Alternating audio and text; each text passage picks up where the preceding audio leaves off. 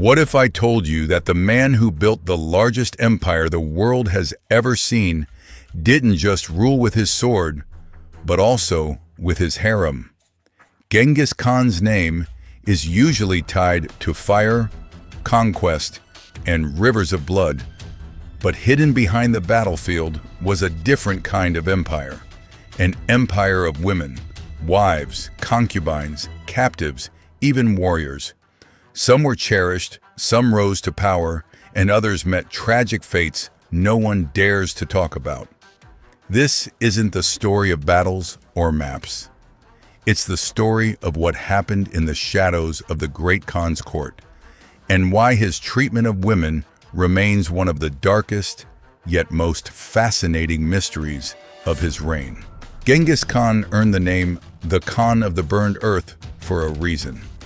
His army swept across Asia with terrifying speed, leaving cities smoldering behind them. Men, especially soldiers and elders, were often executed without hesitation. Yet, here's the twist that surprises many. If a warrior surrendered, he wasn't always killed. In fact, many were welcomed into the Mongol ranks. Former enemies became soldiers, generals, even trusted advisors. This strange balance between mercy and cruelty ran through Genghis Khan's rule. He could annihilate an entire city one day, and the next reward loyalty with land, riches, or even a place in his family. To his people, this wasn't contradiction, it was justice. And it's exactly this brutal but practical mindset that shaped how women were treated in his empire. Because, as we'll see, not every captive woman was doomed. Some became symbols of prestige. Some rose to incredible influence. And some even picked up weapons themselves. Most people imagine Genghis Khan's army as a horde of ruthless men on horseback. But the truth is more complicated. Women weren't just bystanders in the Mongol Empire. They sometimes rode into battle themselves. Historians point to records of Mongol women training with bows, riding with skill equal to men, and even stepping onto the battlefield when needed. They guarded camps, led households while men were at war, and some fought in the ranks. In fact, the steppe culture raised girls to ride horses from childhood. So when war called, many were already warriors in spirit. This wasn't just survival, it was strategy. Genghis Khan valued ability over birth. If a woman could fight, she fought. If she could manage wealth or lead troops, she did.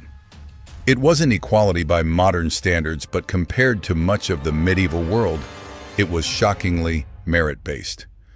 But while some women earned respect through strength, countless others found themselves in chains, taken not as warriors, but as symbols of conquest. And their fate often depended on beauty, power, and politics.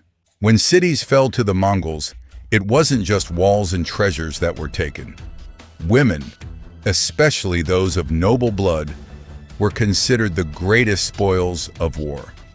After the fall of Gorgan, the jewel of the Khwarezmian Empire, its royal women were swept away into captivity. Princesses, queens, and ladies of the harem who once ruled over courts of luxury suddenly found themselves in caravans heading toward the Mongol capital. To the Mongols, capturing royal women wasn't just about desire, it was about domination. By taking the wives and daughters of defeated rulers, Genghis Khan sent a message that their dynasties were broken, their bloodlines absorbed into his empire. These women became living trophies, paraded not just as concubines, but as proof that the great Khan had crushed his enemies entirely. For the captives, survival meant adapting to this new reality. Some were distributed among generals, others taken to Karakoram to serve in the Khan's court. Their former titles meant little. What mattered now was how useful or beautiful they appeared in the eyes of their conquerors.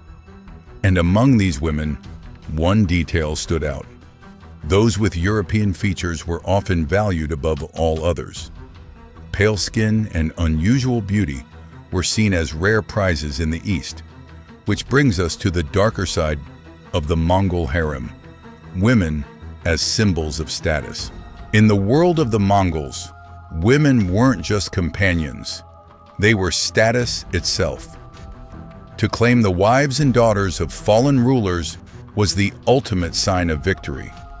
It showed not only that an enemy had been defeated, but that his legacy, his very bloodline, now belonged to the conqueror.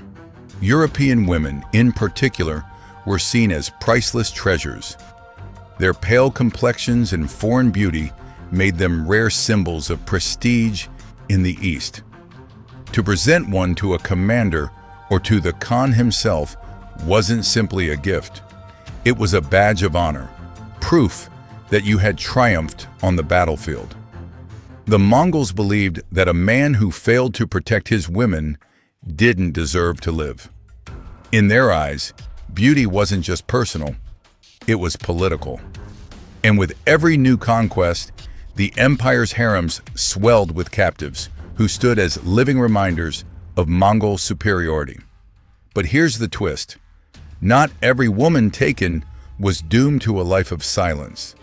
Some, against all odds, managed to rise far beyond what anyone expected, becoming advisors, regents, even rulers in their own right.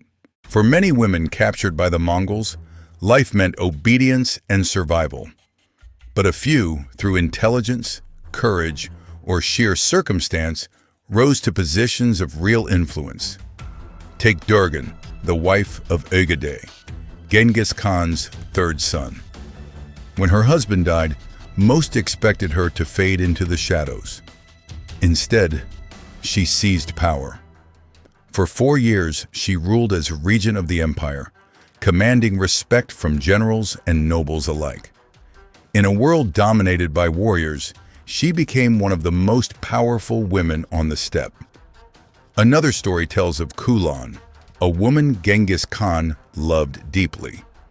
When a trusted servant faced execution for a supposed betrayal, Kulan boldly stood before the Khan himself, defending the man's honor.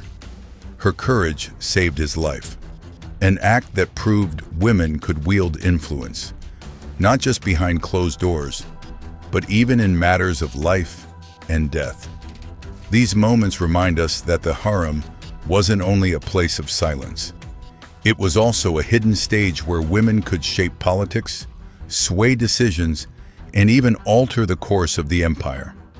But for every woman who rose, countless others met a fate far darker, one that revealed the brutal cost of conquest. For every story of survival or influence, there were countless others that ended in tragedy. When Mongol armies stormed villages and towns, beauty could mean survival, but it could also mean being torn from your family, forced into caravans, or given away as spoils. Many young women were offered to warriors as rewards for bravery, treated as living trophies of conquest.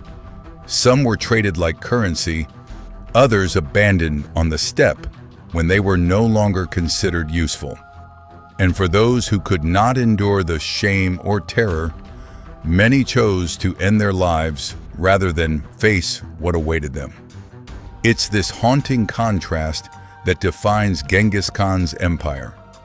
While some captives found themselves elevated to power, others were erased without a trace. The steppe was not only a battlefield, it was also a graveyard of forgotten voices. And yet, within this darkness, one truth remained. Genghis Khan's harem was unlike anything the world had ever seen. Behind the walls of his camp, Genghis Khan ruled not just with an iron fist, but with a vast harem said to hold thousands of women. He had 4 official wives, but some sources claim the number of his concubines reached into the thousands, each one a symbol of his power and the empire's endless conquests. But here's what makes the story more complex. Women in the Khan's household weren't simply neglected or abused. Many were well-fed, taught music, poetry, and refined skills. Genghis Khan even traveled with 20 young women trained as musicians, their voices and instruments accompanying his campaigns like a living soundtrack to war. Yet the harem lived under strict rules. Loyalty was absolute. A single act of unfaithfulness, even if Genghis himself had grown tired of a woman, could mean execution. The Khan viewed his harem as both treasure and property, and betrayal was the one sin he would not forgive. Still, women of great beauty or talent could stand out. Some won favor, others gifts, and a rare few influenced the Khan's decisions. To outsiders, the harem was a hidden empire within an empire, equal parts prison, palace, and political stage. But the deeper truth is that for Genghis Khan, the harem wasn't just about desire. It was about control, dominance, and the belief that the greatest victory wasn't just over land or armies, but over bloodlines themselves. To Genghis Khan, the harem was more than indulgence. It was politics, legacy, and the ultimate display of dominance. Each woman represented not only beauty, but conquest itself, a dynasty shattered, a bloodline absorbed, a people erased from history. Legends say the Khan once revealed what he believed was a man's greatest joy: to defeat his enemies, to see their loved ones in tears, to seize their treasures, and to hold their wives and daughters in his embrace. For him, this was victory in its purest form. And yet, within this brutal vision, there were contradictions. The same empire that tore women from their homes also allowed some to rise as rulers, musicians, and advisors. The same man who ruled through fear was remembered on the steppe as generous, even noble. The story of Genghis Khan's women is not just about a harem, it's about the collision of power and humanity, cruelty and survival. It shows us how one man reshaped the world, not only with armies, but through the lives he claimed along the way. So was he a monster, or simply a man forged by the harshest age in history? That's for you to decide. If you enjoyed uncovering the hidden side of Genghis Khan, make sure to subscribe for more untold stories of history's most powerful figures. And if you think this was shocking, wait until you hear what happened to the Mongol generals who dared to betray him